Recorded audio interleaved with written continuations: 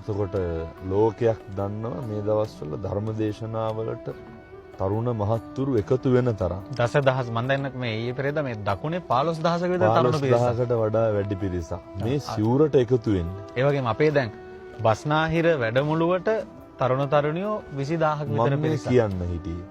එතකොට මේ ලංකා ඉතිහාසයේ කිසිදු පුද්ගලයෙකුට ඒ රැස් කරන්න බැරි. අපි දන්නවා කවුරු රැස් කරනවා නම් බස් දාන්න ඕනේ, කණ්ඩ බොණ්ඩ දෙන්න ඕනේ. තව දේවල් සපයන්න. ඒක ලොකු කැම්පේන් එකක්. එහෙමයි. නමුත් බොහෝ දෙනෙක් මිනිස්සු තමන්ගේ අතින් වියදම් දරාගෙන සමහර අඥාන මිනිස්සු මොන කතන්දර කිව්වත් හාමුදුරුවනේ එක්කහුව වෙන්නේ සිවුරටනේ.